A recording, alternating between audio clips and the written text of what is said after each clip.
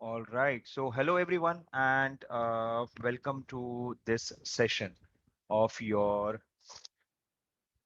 Azure Data Factory introduction tutorial where I'm going to tell you that what is this Azure Data Factory and how we will be able to use them if I want to perform some orchestration of the data and all. So before I will go with that approach, let me tell you a bit about myself. So I'm Ganesh and I'm a Microsoft certified trainer and I'm into this field from past 16 years. And I initially provide training on database technology, which includes the on-prem and on-cloud databases as well. And here we also cover when I go with the on-prem databases. So I cover all the areas of your on-prem databases that includes your Azure administration, Azure development, and of course, Azure development as well. And apart from that, I also provide training on Azure BI or Power BI as well, right? So now here in this session, I think it's an hour session or 1 hour session which we will be going to cover, and I will take you through it through the basics of your ADF. What is ADF? I will try to show you a quick demo on that so that you will be able to understand that if I want to use a data factory, how to use it, and many other factors we will be going to cover in this particular case as well, right? So let's do one thing. I'm going to share my screen with you. And once I will show you the screen, you are requesting to please confirm whether my screen is visible to you or not. So here we go. I'm going to share my screen, only host. Okay, who can share all panelists?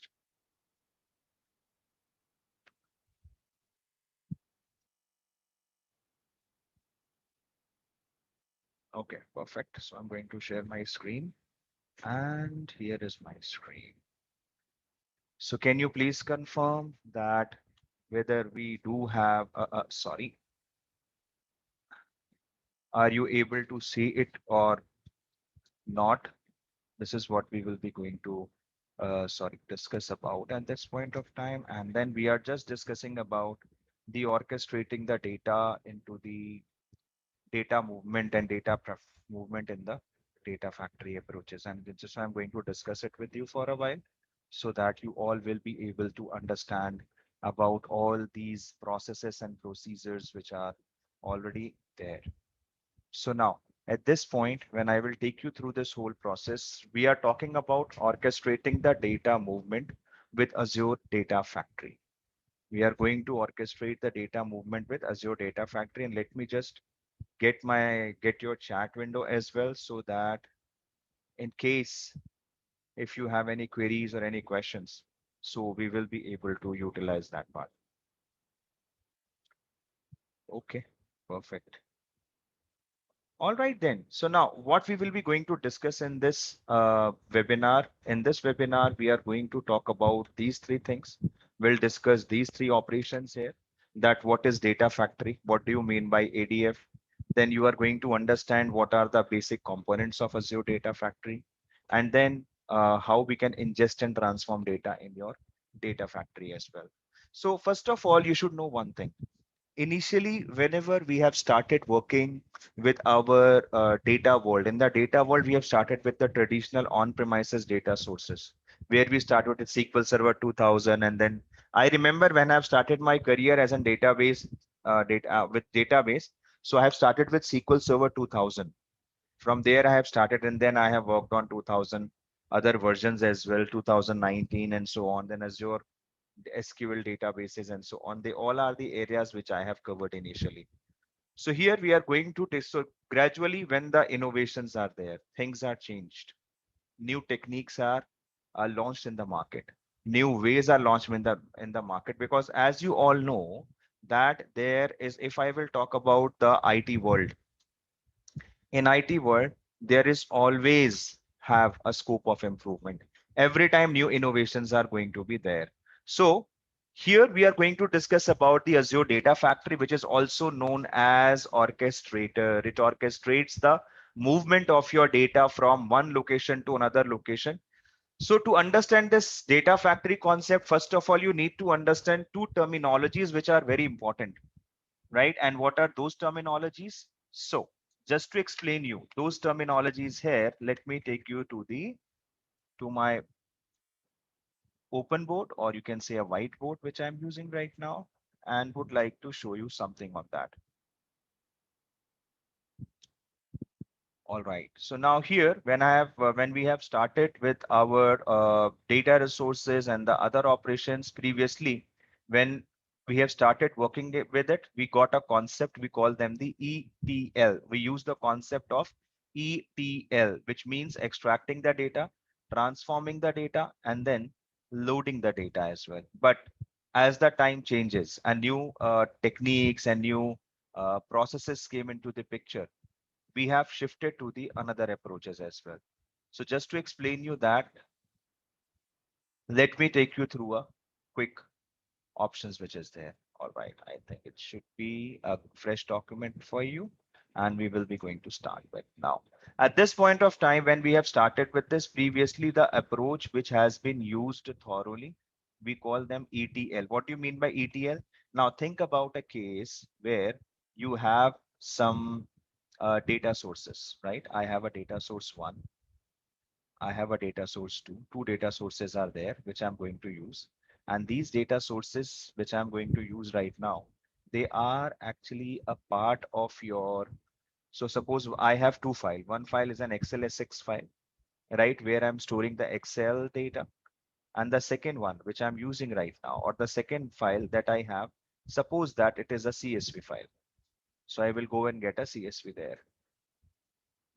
So the approach which I'm discussing here, we call them the ETL. They are known as ETL. And ETL refers to, so ETL. E goes for extraction of the data when you are going to extract the data. T is for transforming the data. And L is for loading the data. So I have an ETL approach, extract, transform, and load the data. Then gradually, when we have started working with this ETL approach, so this is my source. This is my source from where I'm going to extract the data. Then on the second place, on the second level, we do have another location. I initially call it a staging location. Why staging? Because I prefer to use staging, and it's a best practice to use it so that you will be able to perform whatever transformations that you would like to perform. It can be done directly at this location as well. So if you may want to transform the data, so you can perform the transformation.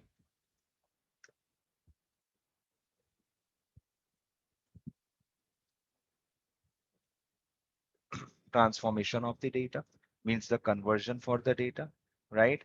And finally, we can have loading operations. So loading can be done on any of the destination like this, like a data warehouse or something. So when we have started with this process here, we always started with the concept of, so here we are extracting the data from this location. Then I'm going to load the data, transform the data here. And then from here, I will be able to send this data to the respective destination, right? So here you are following a simple concept of extraction. You are extracting the data from the sources, you are transforming the data, and then you are actually going to load this data. But as soon as this new concept of data factory came into the picture, things are changed. And now this ETL that we were using previously is also converted to ELT, extract, load, and transform. And this is the current behavior you can have, which we will be following right now. Now, if I will go with this whole process here, I'm just going to select them so that I can make a copy of it. So I will select this, and then here is my copy. And this time, again, there is no changes. The source is still intact. The source is still the same, which I'm going to use XLSX and CSV. But now to stage the information. I am not using any staging server or anything. Apart from that, we use, and you all maybe, if you haven't heard about it, that's okay. But we call them the blob storage or the data storage. They are known as Azure Data Lake Storage or ADLS. That's the location where I will be able to use them. We call them the ADLS, Azure Data Lake Storage. Azure Data Lake Storage is a storage mechanism where we will be able to store any type of information here, whether it is a structured data or a semi-structured data or it's an unstructured data. In all the cases, I will be able to use ADLS. Now, what was the benefit? The benefit was that now you don't have to worry about the other operations there. Apart from that, you will get a copy, a raw data, a raw copy of this whole process here, right? You will use a raw copy or raw data, raw copy of your data here when you are going to use right now, right? And then they are actually be stored in their original format. So now here I can have, these are the two files and they are actually stored in a raw format. So this is an XLSX only. And then this is your CSV again, the same format. We will directly going to store it, but we cannot query data here. Reason being is that Azure Data Lake Storage, which is a storage location, is only used for storing the data. If you want to query the data, you required a destination like a data warehouse or a database. And by using that, you will be able to get your data. Now, suppose I have two different departments over here. So the first department which I am going to talk about, suppose that department is say IT department. This is my IT department. Okay. And I have one more department here, and that's going to be my admin department, right? So I'm going to use an admin or maybe the marketing or the sales department as well. Now, I am not saying that this data is only used for a specific department in your organization. This can be used with any department, and according to the requirement of that, we will be able to perform the transformation. If this requires it, it can transform it, or the transformation will be done on the destination location at this location there. And who generally do this task? So here we have an IT people or IT department is there, and on the other side, I have the sales department there.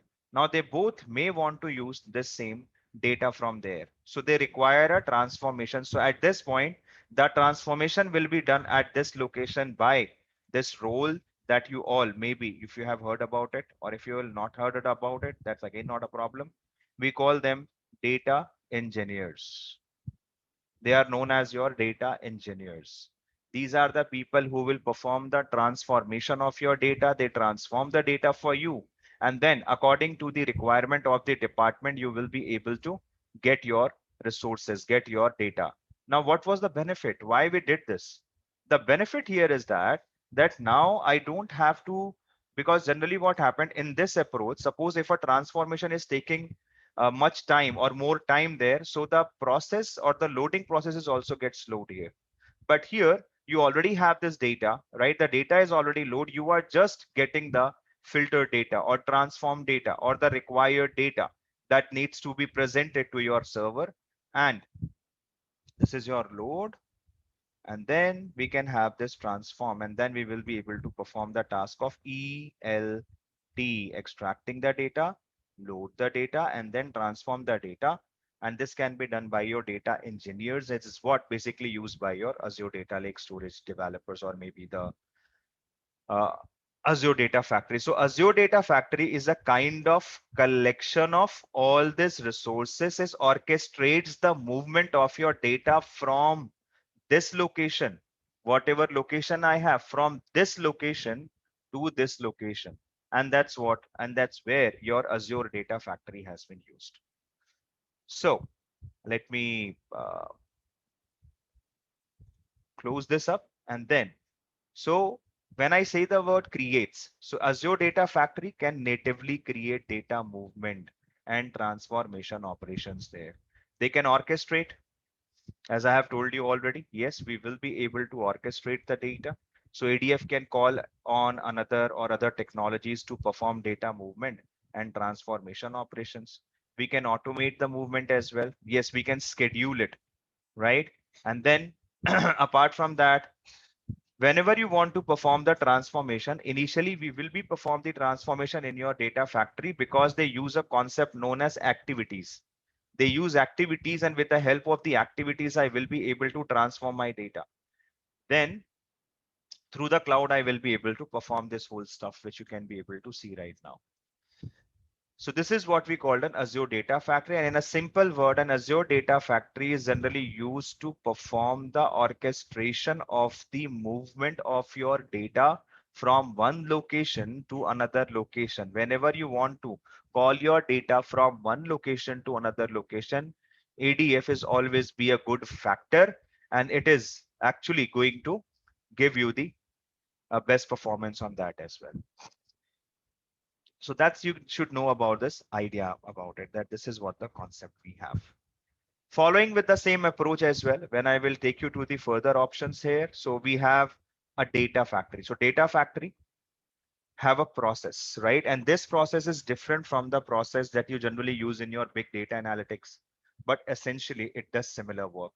Now, if you can see right now, currently I have a connect and collect operation, which is there. Now, when I say the word connect and collect, this is where you connect to a data source and ingest data into ADF pipelines, Azure Data Factory pipelines. The second member of this family, you call them the transform and enrich. That's the second member of this family.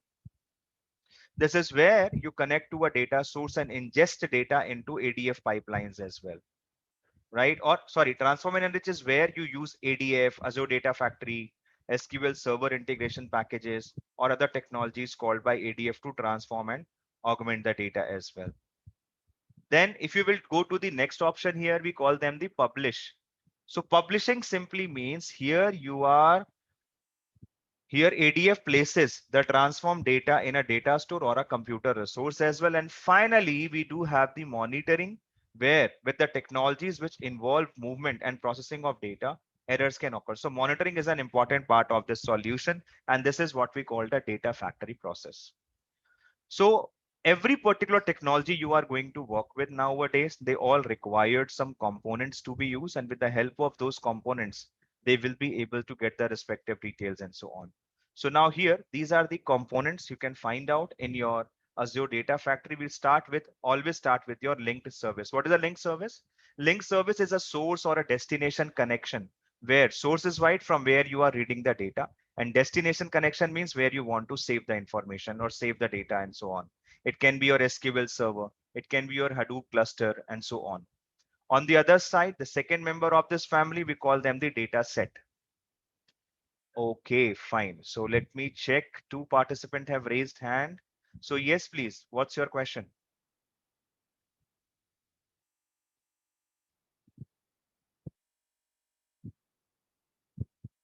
What's your question? Ask your question, please.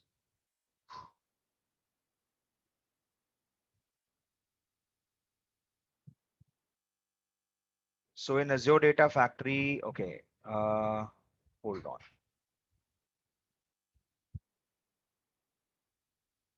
Is my voice seems also very low, or it is perfectly fine now? Are you able to hear it properly? It's fine. Okay, fine that. So now let me check what you were talking about. I'm sorry, because actually I don't have this chat window available with me, so I just check it right now. Okay, hold on. Do we have any questions? Of course. ETL, yes, Ankit, that's correct. Voice is very low, voice is breaking. Sorry. What do you mean by raw data? Okay, so Palak, just to answer your question, when I say raw data, actually not raw data, but raw format. Raw format means like you are not performing or you are not doing any changes to it.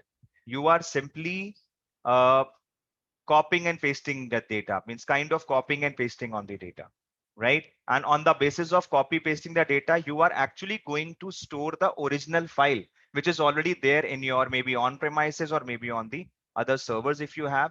and you will be able to capture that resource. So when I say the raw data means the original data I'm using here without any transformation, without any modification. That's what I was talking about. Praveen says, is it dependent on permission? Well, see, every particular process that you are going to follow, it requires some permission. In the same way, if you want to use Azure Data Lake Storage, in Azure Data Lake Storage, you need to use an Azure Data Lake contributor permission. With the help of that permissions, you will be able to access the resources, or you will be able to perform the remaining task. Okay, we need to load all the raw data which impacts more space usage and loading unwanted data as well, right? How it will be benefit when then ETL? Well, first of all, remember what I said, you are storing at the end, even though you are using an ETL, in ETL, you do the transformation initially, right? But in case of ELT, in the case of ELT, I know that I may have the updated data there, or I may have the complete raw data, which the complete files that are already there. So at the end, you are also going to read the information. Now, benefit here is that it also follow the concept of incremental update as well. So if any new modifications have been taken place, they will be able to work with the incremental data, right? They will be able to work with the incremental data as well, some which will be available on the duration and so on. Okay. So in Azure Data Factory, transformations happens before it's getting on pool or after when it's already in pool and you want to move on database. Well, the transformation is a middle activity, or you can say it's an end activity, not middle, sorry. It's a last activity because it can be done by using your activities, right? You need to use activities, and we can have maximum 40 activities over there, Abhishek, right? So now moving to the other part, voice is good, perfectly fine, fine, fine, fine. Yes, perfectly fine. Okay. Hold on. Let me check. Am I missing any other messages which are there? Okay. Is Azure Data Factory is used as data cleaning? No, no, no, no, no, Mr. Subhashish. It is never used as in data cleaning, right? It is not used for data cleaning purpose, right? You will not be able to. It is not used for the data cleaning purpose, right? Okay. Yes, Rakesh, that's fine. What is the pipeline? So just wait. I am just talking about the other operations which is needs to be taken place. Okay. So now at this point of time, if you can see there, the first component we have, we call them the linked service. This is my first component. Then I have this data set. Data set is the data representation. It's a representation of the data that you are going to capture from the data sources. It can be your SQL server. It can be your Hadoop cluster, right? It can be any one of them. It can be any one of them which you will be able to use if you want to work with this whole set of data here. Apart from that, I also have activity. What is an activity? Initially, an activity is basically it consists of the transformation logic that is required to make necessary modifications there. And a pipeline is a combination of multiple activities. A pipeline can handle up to 40 activities. That's the number which is fixed. They can handle up to 40 activities as well. So this is basically the data factory components which are already there. Then we have control flows. Control flows are like a canvas for you where you are going to use your transformations and the other operations. Parameters are used for the parameterized process. If you want to use the parameters or you want to give dynamic input, you can use. And we can also have integration runtime. See, whenever you are going to read the data, while reading the data, we can either read the data from an on-premises or I can read the data from on cloud as well. It can be from the on-premises or from on cloud as well, right? Now, there are two type of integration runtimes which are there. We call them the Azure Auto Resolve Integration Runtime. And the second one, we call them the self-hosted integration runtime. So Azure Auto Resolve Integration Runtime is used when you want to perform or when you want to work with your cloud to cloud data transformations or orchestrations of the data movement which is there. Then you will be able to use your Azure integration runtime. But suppose if you want to capture some information from an on-premises machine, and then you want to send this data to the on cloud. So of course, you will use the self-hosted integration runtime. So these all are the basic components of the data factory. Okay. All right. The next thing which is important here, which we will be going to talk about. So when I will go with the data factory components, this is how your data factory components are visible to us.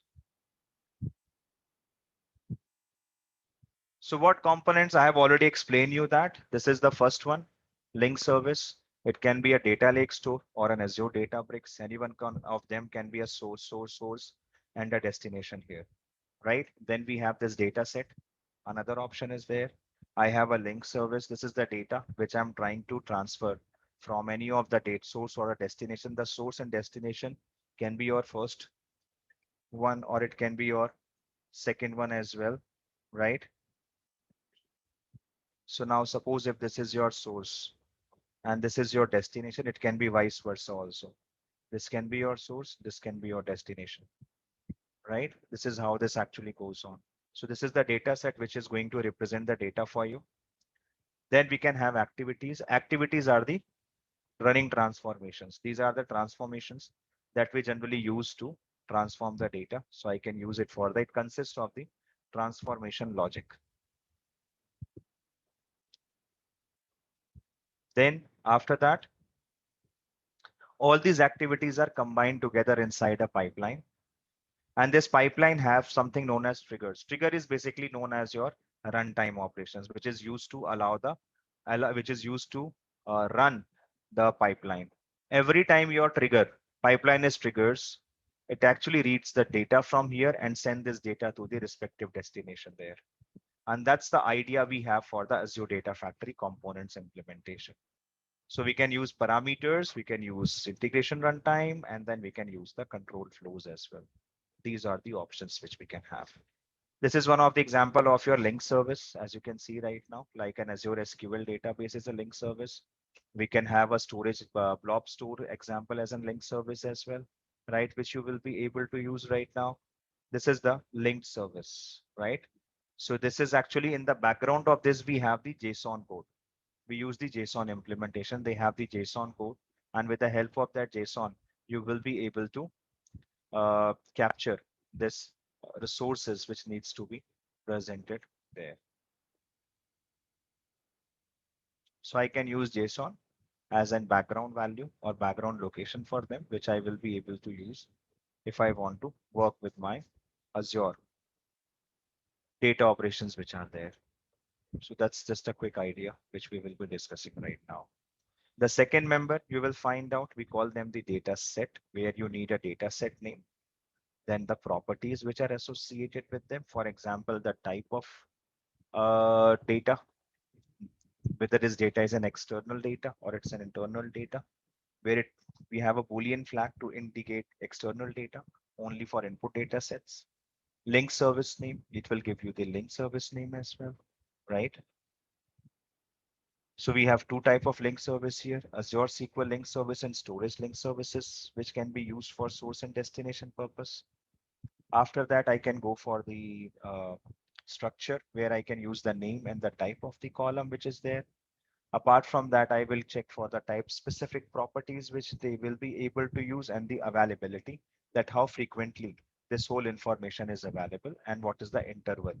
And the last important factor is about what is the policy that we will be using right now. So these are the different type of data set operations you will be able to find out here. So whenever you are going to work with data factory, we always have multiple activities here. And then with the help of those activities, we will be able to fulfill our task. Like we have a data movement activities, like copy activity or creating the data flow, and all these are part of it. Data transformation activity, where you will be able to make changes to your data or modify your data, right? Like conditions and other operations which are there. Control activities is by default the control flow, where whatever activities you want to implement, they all are going to be added to your control flow or a control flow activity itself. So control activity is basically the canvas where you will be able to capture the respective resources which requires to be used whenever we are going to work with my data movement techniques and the other techniques there. So these are just different categories we have. This is how a pipeline look like. So pipeline is what? It is a grouping of logically related activities, right? And it can be scheduled so that activities with it can execute it. So we can be able to schedule it. And as soon as it is scheduled, of course, you will be able to reuse it again and again, right? And here you can manage and monitor your pipeline, and they all are available directly inside your Azure Databricks. Sorry, Azure implementation only, or ADF also, you will be able to get it. So this is a simple pipeline example. As you can see right now, I can use any of these data transformation activities like Hive, Pig, MapReduce, Hadoop streaming, machine learning activities, stored procedures, .NET, right? So I can use Azure SQL, Azure SQL Data Warehouse, SQL Server, all these things can be used. And this is the backend code, which is actually be designed or developed whenever you are going to work with your Azure implementations, which are used right now. So this is just an example for you, or this is just an example or an overview of your Azure Data Factory data movement processes, which are already being used whenever you want to represent your data here. Then apart from that, I can have the other activities and other options are also there, right? Which I will be able to use. Okay.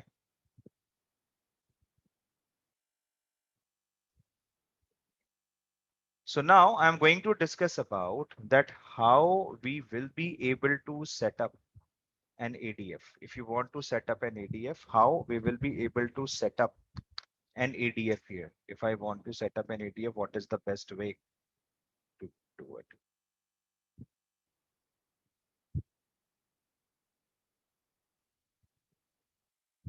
Hold on.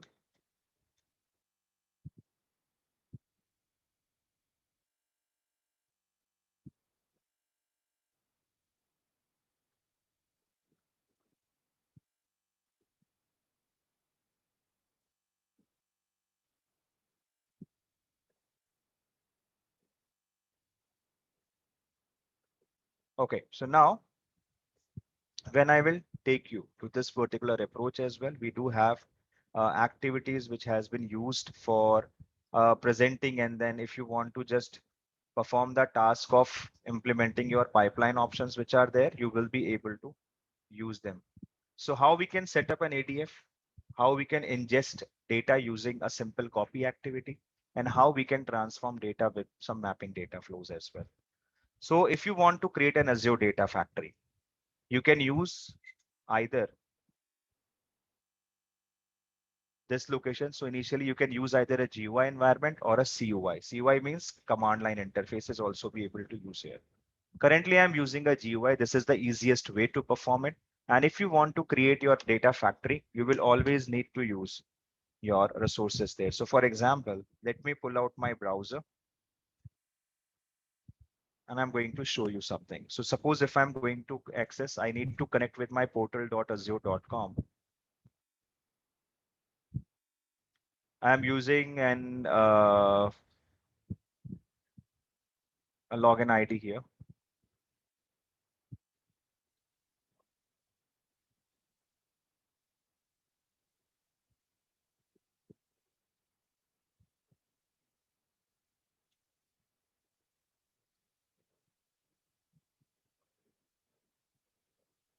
And then this is your Azure data source. So on your Azure data source, you can click on create a resource, or you can go up and you can type data factory. So I'm going to create a data factory here. I already have one, but because I'm showing you for the first time, so I can be able to create one.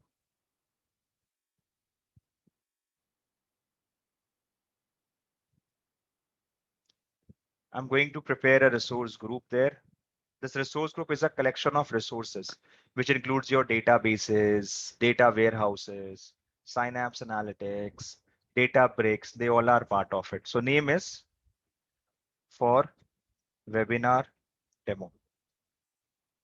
This is the region which I'm using.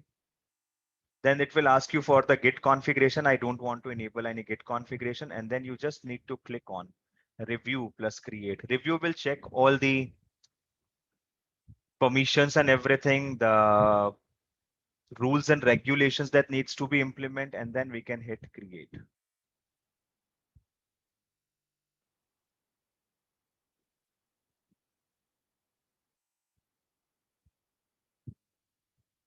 So creation will take a minute or two, but yes, it is going to be created very quickly. Means this is quite fast when they are going to create this one. Meanwhile, it is creating. Let me tell you about some more basics at it.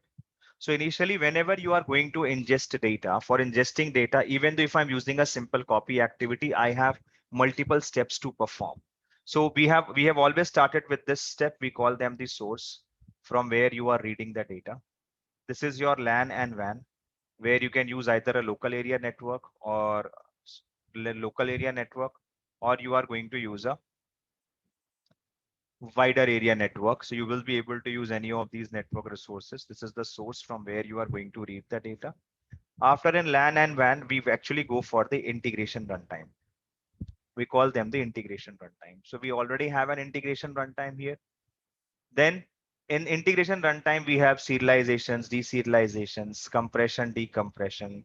Then I'm using some column mapping as well, right? Then they have LAN and WAN again. They use the network, and this is the destination. The sink is always be the destination where you are going to perform your data. So we can read data from a source data store. We can perform serialization or any of these approach by using inside your integration runtime as well. And then later on, I can go to the destination, which is my data store, where I'm going to store a data in a simple manner as well. So I will be able to capture either an on-premises data, or I can also be able to access on cloud data. I can access both type of data here if I want to use this whole data for my work process or for my work implementation. I can use them. I can represent them, which is there. Okay, that's the idea we generally have. Okay, so serialization. Initially, whenever you will go for the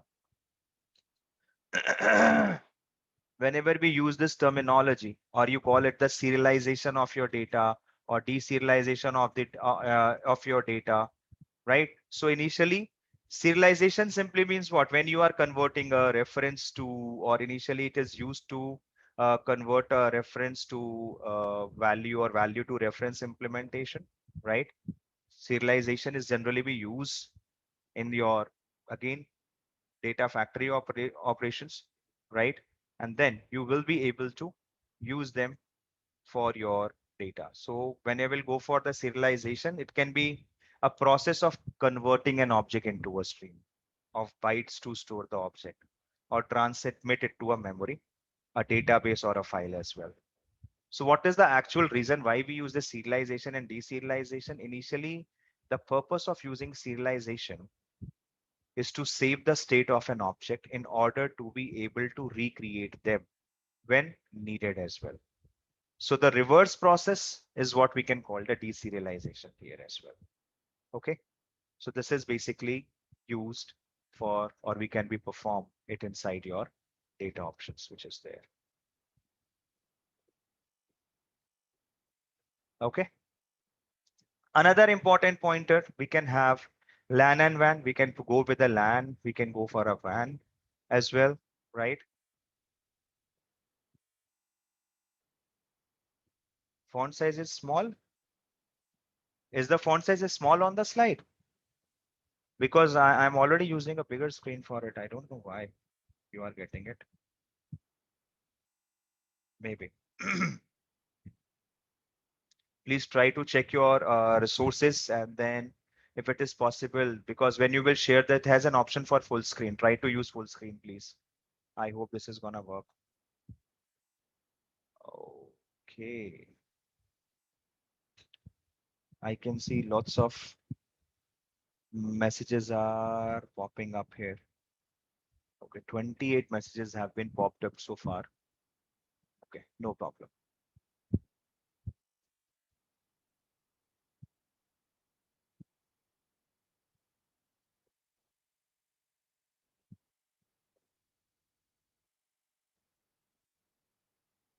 Okay, fine, fine, fine.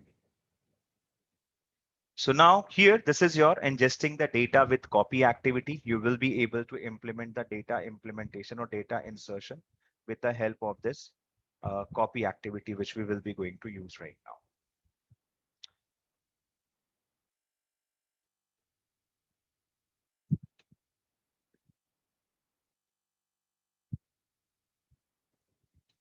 Okay, now the next important factor you all must know about, we can also be able to transform data with the mapping data flow. Suppose you want to transform your data, you want to perform the data cleansing, transformation, and the other operations in your data flows, right? You will be able to perform these type of transformations here. It is not a copy activity here. If I want to store the data on the basis of some condition, and then I want to present that information for that kind of approaches, you will be able to access your mapping data flow implementation. So if you want to work with your mapping data flows are literally a very interactive activity, specifically when you want to work with your data flow architectures or data flow implementations and the other operations that needs to be presented here. So now let me show you a practical here, right? Show you a practical here. In this practical, I am going to cover a very simple example of your data options and the data operations which I'm using right now. Apart from that, one more thing I would prefer to discuss with you as well, right? So initially, whenever we are going to work with these sort of approaches or these kind of approaches, we always prefer to use some resources which are required to be presented here. Hold on, let me check what is happening. Okay, so now if I will go for my data resources which are there, I will be able to access my data resources, right? And I will be able to use them for my work process as well. Hold on, it seems that there is some issue with my office.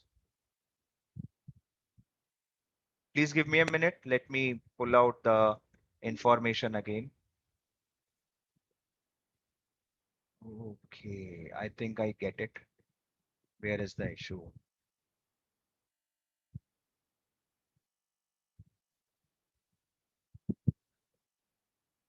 Just hold on for a second.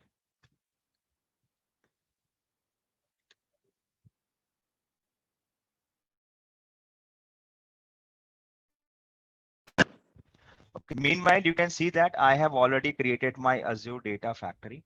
Now, suppose if I want to implement a simple copy activity, and in this copy activity, I will try to copy a file from a blob, or I will try to copy the data, or I want to copy the data from one blob file to another blob file, maybe from blob to ADLS or blob to other location which is there. So you will be able to access all these operations here, and then you will be able to perform that type of task there. So let me pull that information for you. And here we go. Just 1 minute, please. Actually, I have lots of content available with me, but I just need to provide you the one which is required for this webinar right now, because it's just an hour webinar that we will be going with, right? But yes, I will try to show you a demo as well so that you all will be able to understand the respective processes which are required to be done when we will be going to work with this whole approach right now. Okay, yeah, this is what I was discussing about. So in this part, I would also like to share this important factor with you, and we call them the Azure Data Lake Storage as well.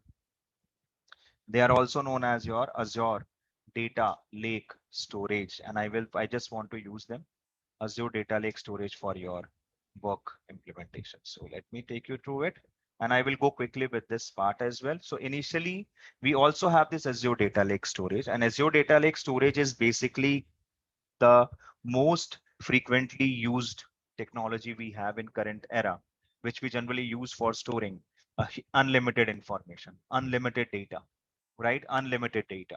So Azure Data Lake Storage Generation 2 gives you the Hadoop access, right? It gives you the Hadoop based access. It gives you an environment like a Hadoop. Maybe you have heard about big data Hadoop. So it gives you a big data Hadoop kind of environment as well. As far as the security is the concern, right?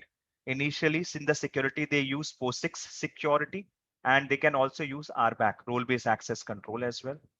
As far as the performance is the concern, initially, for the performance point of view, these guys are initially be able to use a hierarchical approach. So when it is using a hierarchy, so the navigation is simpler. And when the navigation is simpler, the performance is automatically increased over there. And yes, they do have the redundancy as well. They have geo redundancy capability. They have local redundant storage or local redundancy capability. They have geo read access only, read only redundant processes, which is there. So these all are my different areas that are actually be part of it. So whenever you are going to work with Azure Data Lake Storage Generation 2, excuse me, guys, just 1 minute, please.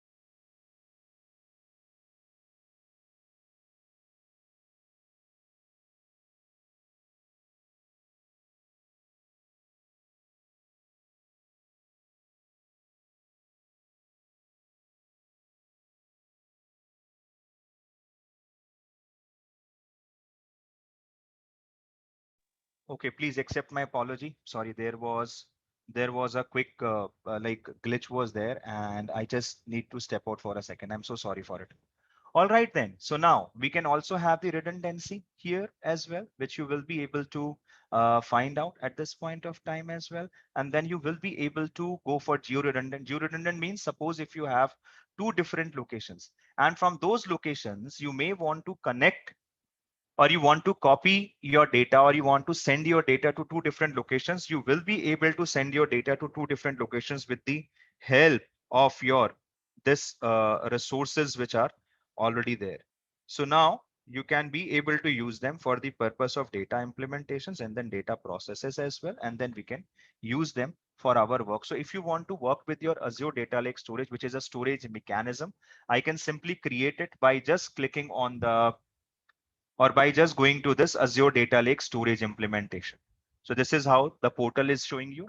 And this is the difference between a simple blob flat namespace. And of course, if I'm going to work with a data lake storage, I will be able to use a hierarchical namespace where I have a root. As you can see right now, this is the root for me. Then I have a parent, I have a child. This child may have subchild, they may have sub-subchilds, and they may have sub-sub-sub-subchilds as well, right? So you will be able to follow all these approaches, all these operations which are there, if you will be able to find out with this approach as well.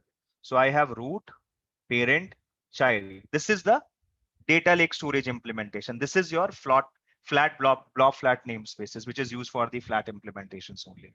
So this is just another idea you all can be focused on. So you can have different steps to work with your big Azure data lake storage.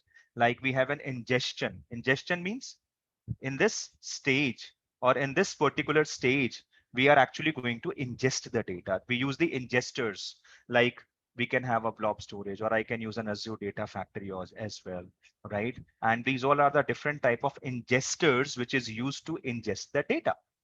Then we can go to the store. Store-ins means whatever data that you have ingested, you need to store it somewhere. And that somewhere for our work is Azure Data Lake Storage, where we are going to store it. Then we have prep and train. Prep and train, initially it is used for the predictive analysis approaches, which can be done by using services like Azure Databricks or maybe Azure Cosmos DBs.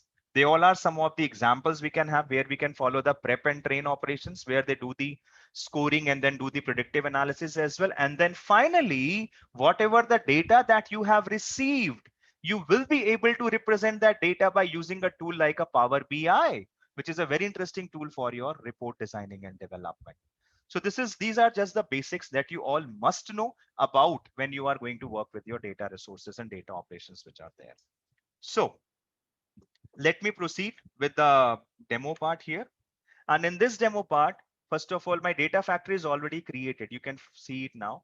This is my data factory. And this is what I call the data factory studio. This is an Azure data factory studio where this data factory is going to be used right now, right? So now on the other part, it is opening my data factory. Meanwhile, I will go there, go to home, and I'm going to add an Azure data lake storage as well. So how you can do it? You just need to type Azure storage, click on Azure storage. So you will find a service here. Click on create.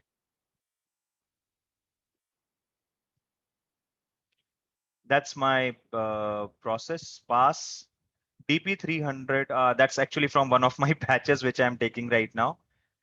And this is my workspace, or this is the Azure storage. Sorry, not Azure storage. We need to go for blob storage there. Sorry. Hold on, hold on. Azure storage is actually for connectivity purpose. We are actually talking about storage accounts. Actually, there are many innovations are there which generally occurred. I do have some storage accounts with me, but I just want to prepare and create one. Okay, create new.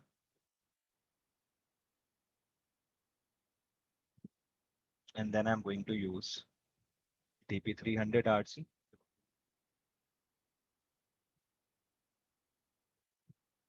Storage account name is for webinar storage ACCT. And then once it is done, this is the redundancy. Remember, we were talking about the redundancy there. This is what we call the redundancy here. So I am going to use a local redundant storage because I want to save my cost, right? Then we'll go to the advanced. This is the advanced location which I have. So they have an access tier. We call them the hot tier and cool tier. Hot tier are basically those records which are very frequently accessed. Cool tier are those records which are accessed maybe after, like when your data is staying in your memory for 30 days, right? And without any access, and we access it very much like or occasionally, then it leads to or considered as an cool, right? We can call them the cool operations there. Then this is the networking area. This is the data protection part. You can enable the soft deletes and then other options are already provided to you. Access controls and all. Encryption is also there. They are using encryption implementations for this whole approach as well. And then this is the tag area. Tag are generally used to, it is used for the billing purpose. So tag is like webinar, value is storage ACCT. But you need to wait, make sure one thing. But if I will click on next and review plus create, it will create a simple storage account. But what my task, I want to create a data lake storage. So on the advanced tab, there is an option, we call them data lake storage generation 2, and you need to click on enable the hierarchical workspace. Once it is done, click on review plus create. So they are going to run the final validations for you, and then you will be able to create it. Meanwhile, it is creating. Let me perform the other task as well. And then I will show you a very simple demo with the help of your Azure Data Factory, that how we will be able to perform data movement by using or orchestrate the data movement by using the data factory.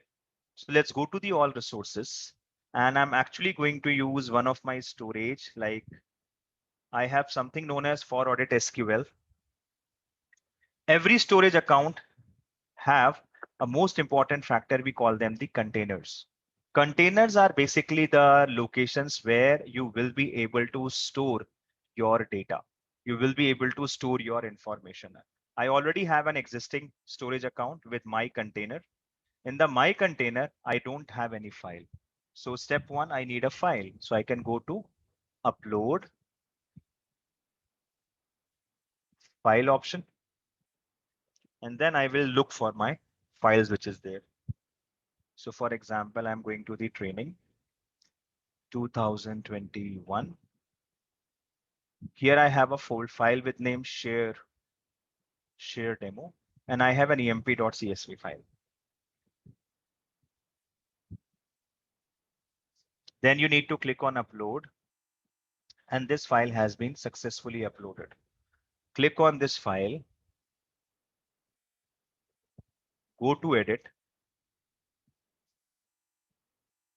and you will be able to see the preview of your data. This is the preview of your data, which I'm going to utilize.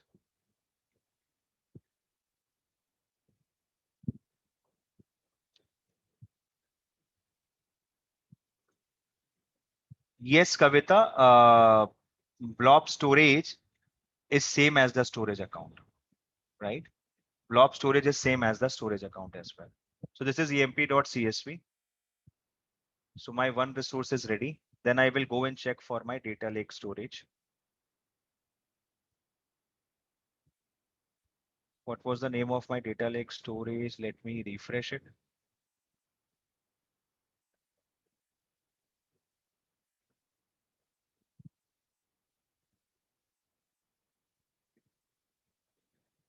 For webinar storage ECCT, you need to click on containers, and you can see what it is showing you, the first option here, data lake storage. Click on data lake storage. I'm going to create a container with name dwtemp. I would prefer to use a public access level here because I just want to make sure that I should not apply any restrictions to it, and I will be able to access it easily. I will go there. That's going to be my destination. So I'm going to show you a simple activity. We call them the copy activity. And with the help of that copy activity, you will be able to get to know that how we will be able to access our resources which we are using right now. So let's go to the data factory. In this data factory, I will use a simple option. We call them ingestion. And I'm going to use a built-in copy task here. Click next. And step one, you need to prepare the source. What is my source? I will click on new connection. And my source is going to be a blob storage. Click on the blob storage and click continue. I'm going to name it as an source Azure blob storage.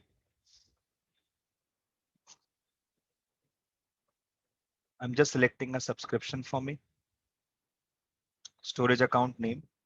It was for audit SQL DB. And then I will test the connection. Connection successful, create.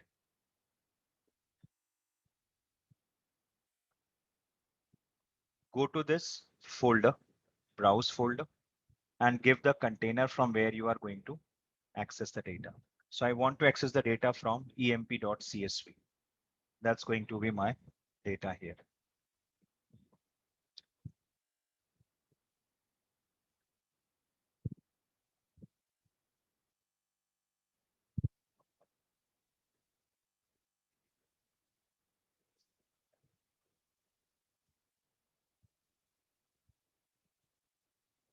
So now I have used binary copy. I will prefer to use it as a binary copy. Reason being is that it's a CSV file. If you are not using a binary copy, then it will ask you for the schema because they consider it as a relational data, which is not the correct thing about it. Hit next. Then I will create a new connection, but this time I'm going to be use Azure Data Lake Storage Generation 2.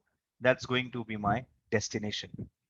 So I will type here destination Azure Data Lake Storage. Same option. And my account name, which is for webinar storage ACCT. That was my data lake test connection. And you can create it.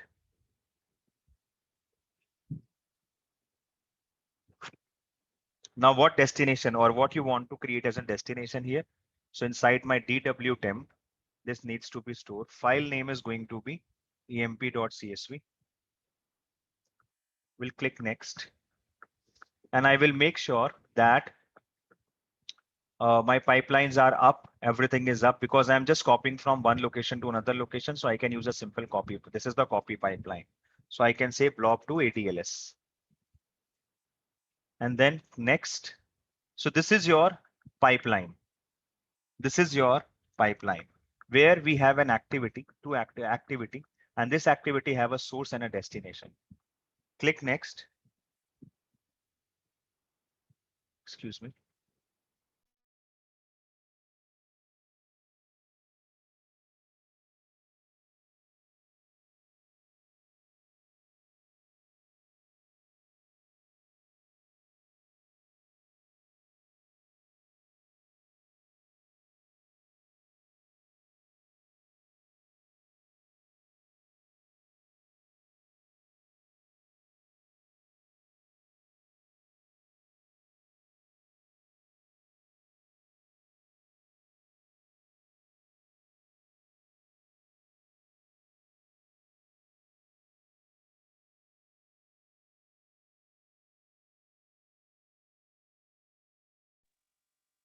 So as you can see, it is showing you that all steps are successfully done.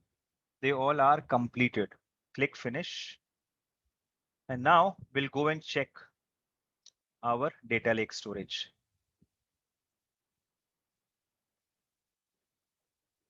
Go there. And now you have a file emp.csv there. So this is how you will be able to perform the orchestration of the movement of your data. Now, this is your author area where you can see I have a pipeline. This is what we call the control flow. The one you can see the white side, this white area, we call them the control flow. That's my activity, which I'm using right now.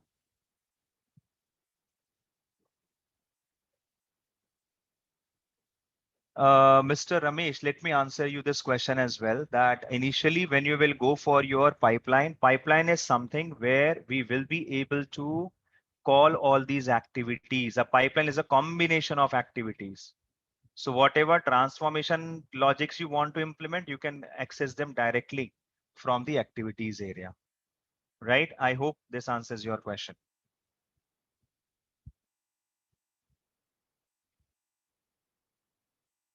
Okay.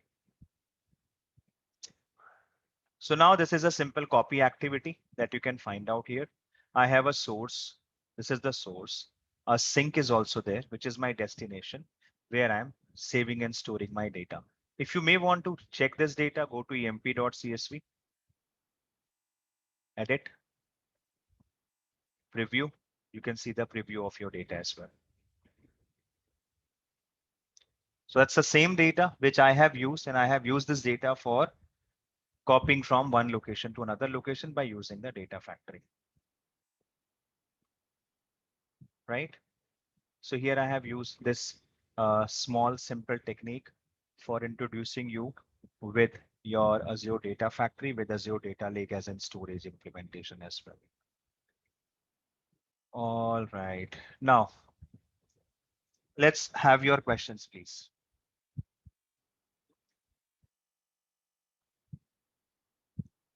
Why and when you to use ADF? Well, first of all, if you want to automate your processes, if you want to automate your resources, you want to perform the live transformations as well, right? You will always going to use, or you will always prefer to use your ADF, because ADF gives you the capability that you will also be able to schedule it, right? And whenever you want to work with incremental updates and the other updates which are there, for that purpose also you will be able to use it.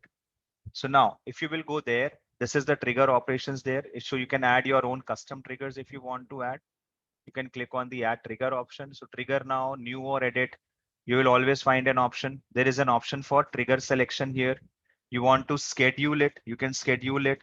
And ADF is a very good option specifically when you want to perform the orchestration of or you want to orchestrate the movement of data from on-prem to on cloud, right? Or on cloud to on cloud as well. Or if you want to implement some data flows kind of thing as well, for all these uh, kind of approaches, we will be able to use our ADF. So uh, Kalishi KS, I hope this answers your question. Now, question is, okay, let me check. Can this be used for file transfer, or will it be cheaper to use for file transfer? Azim asking is that, or we have any other options to do file transfer? Yes, of course. You will be able to use it for file transfer. But here you are not, you are actually copying the data, not file transfer, you are copying the data. That's why we have copy activities and the other activities. Now, sometimes if you may want to go with some filtered output or the filtered data, so for that purpose, we can use another ways like a data flow. If I want to, I can use a data flow where I can provide the flow of data. I will give the condition. On the basis of condition, I will be able to store this information to a destination as well. Azim, I hope this answers your question. Okay, Srinivas says, if I change the data in source, will it reflect in data lake? Well, if you want to perform that particular task, then of course you need to sync it. You need to sync it. Again, remember that your Azure Data Factory can help you out with that. Every time this pipeline will run, it will go and check your data on the on-premises as well. If I am using an on-premises as a data source, and it will keep getting the incremental updated data, means the incremental update for the data as well. So yes, it's possible. Vidushi. Okay, thank you, Vidushi. Can you give a small demo of transform as well as example? Find only those employees who has salary greater than 10,000. Of course, we can do that. We can do that. See, you required a data flow for it. In the data flow, when you will go inside it. So currently I don't have anything here. So I can go to the name to it and I will call it demo D flow. Demo D flow. Inside this, I have settings here. I can create a new data flow. Inside your data flow, you will be able to add a source. Suppose if my source is an Azure is a database. Sorry, is a file, right? Is a file. So I can go to the source options or source settings, or I can create a new source here, which can be a blob storage or it can be a data lake storage as well. I said it should be a data lake storage. The file is going to be a delimited text. Continue. The name is going to be src file. Link service, I already have destination Azure Data Lake Store. First row will be treated as an header. I will go inside this DW temp and I will call my emp.csv file here. So my source is ready for me. Okay. Now, in the next step, before I will perform that transformation and all, so let me show you something. I'm actually going to use a database with name dp300 demo db. I'm using a query editor. Continue.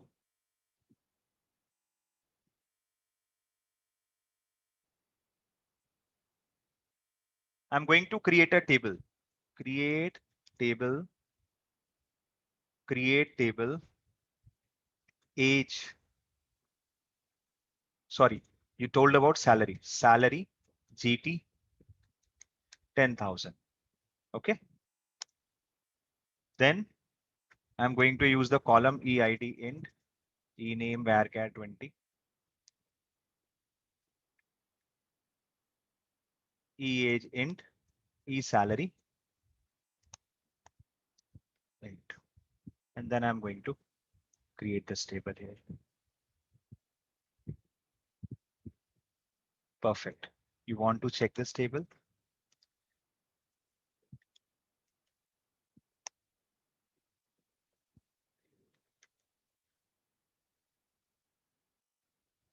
Run this data.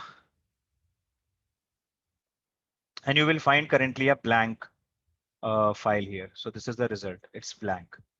Now, let's go to the other options which are there.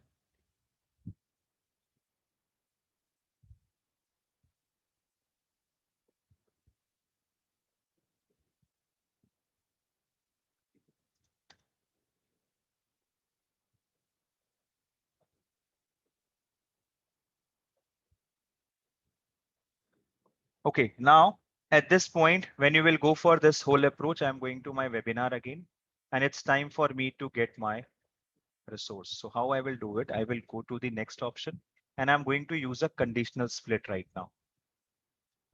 In my conditional split, I will go on the top value, and I'm going to say,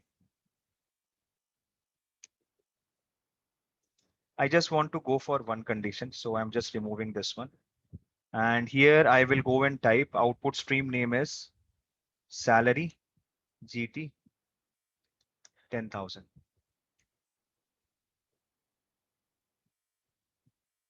Source one. So I don't have any source, so I need to create a source here. And then for the output stream, I need to provide the content that needs to be used for the conditional split. So that's what I have mentioned. Output stream, I'm going to say salary GT greater than 10,000. This is the condition area. You can open the expression builder and then you can find out all the columns. So what I'm going to do is before or while accessing this resource, I need to do a minor changes. I will go to source, will go to the projection, and I will update my data types.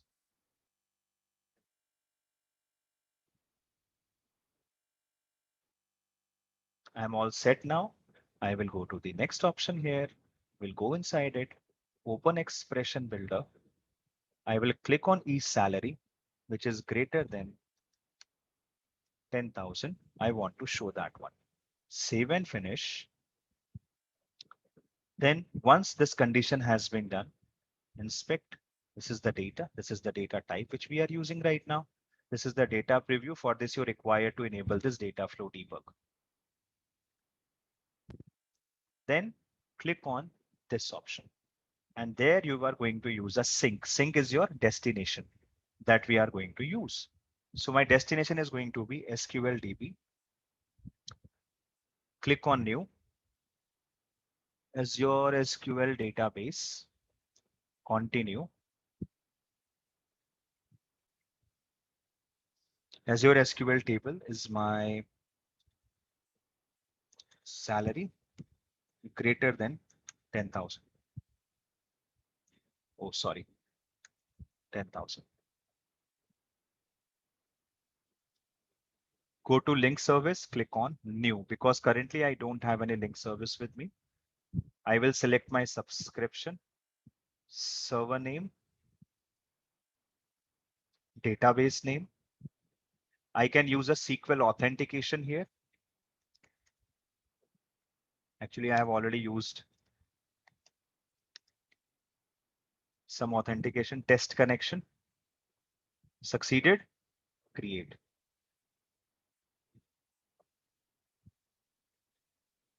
Now this will populate the list of table for me. And inside this, I have this table with name salary GT 10,000. Click OK. And my destination is ready. Once the destination is ready, I will publish all.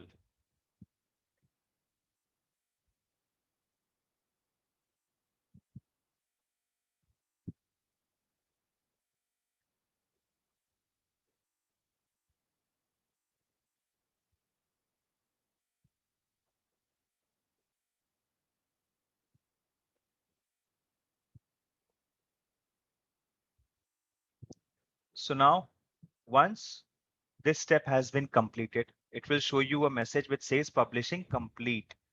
Now do one thing,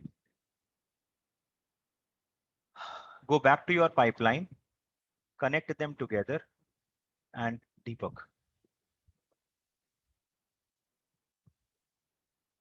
So when you debug it, you need to wait for a few seconds so that you will be able to see the respective resources which are already there, right?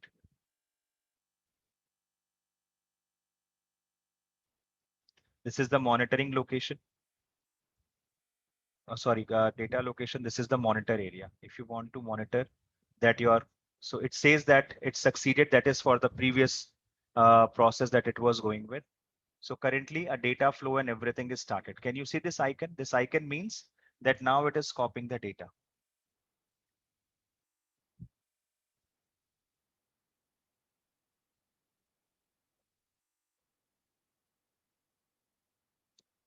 So yes, Ramesh, yes, you are right. We will be able to access the data from a different operations, maybe with your AWS, or you want to use Amazon S3 and all those stuff, you can be able to use them. It have this much capability with that. Okay, Srinivas, if I add new file to my source, will it be copied automatically or should we add activity for other file also? Well, see, whenever you are going to add a new file to your resource, every time, again, I have told you that your template will run, right? Your template will run, and then you are going to get the access, or you will be able to get the latest updates which are already there. How to deploy one ADF package for staging to production? Well, see, the thing is that whenever you are going to work with your ADF implementation or you are creating the ADF operations, see, there are different ways which can be used for converting them. So we can provide you some link on that, which can be helpful for you to go with it.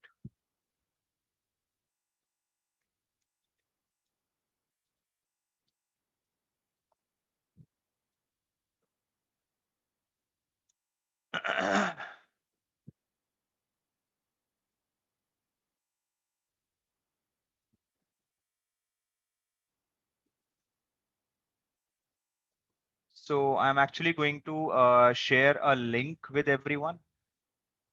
You will be able to go and get access to it. This will be helpful for you to understand this whole stuff.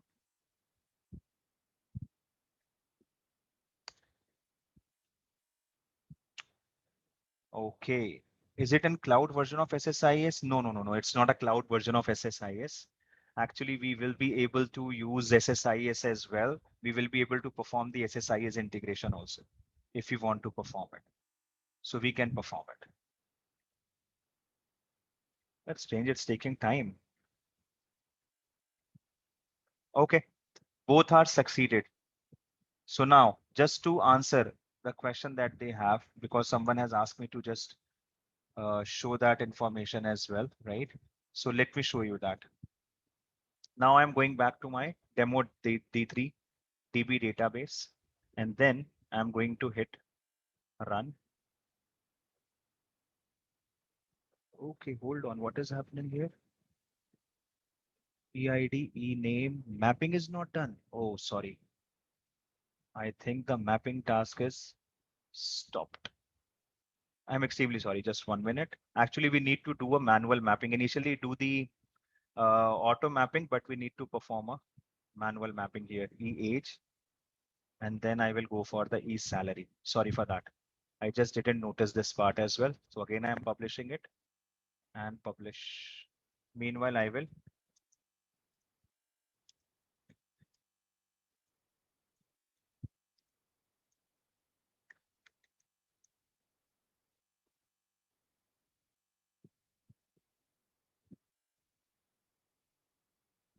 Okay.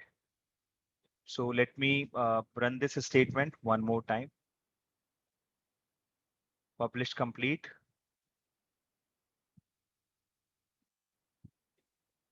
Debug.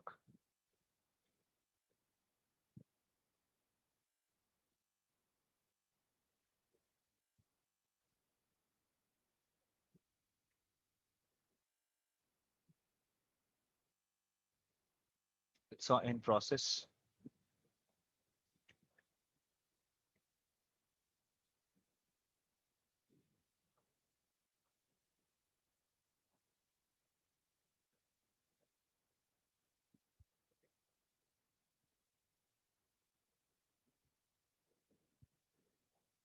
It started.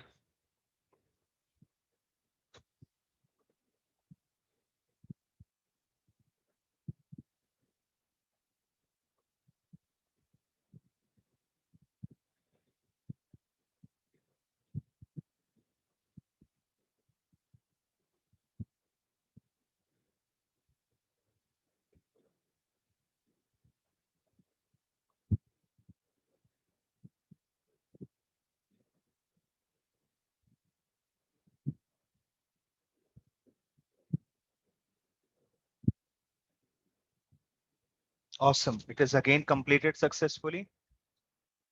Let's check it.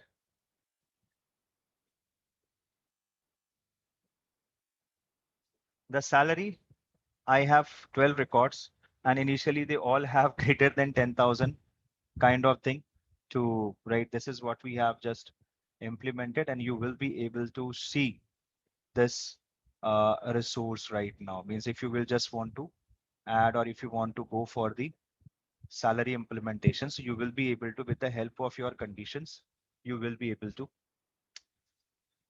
access all these resources there, right?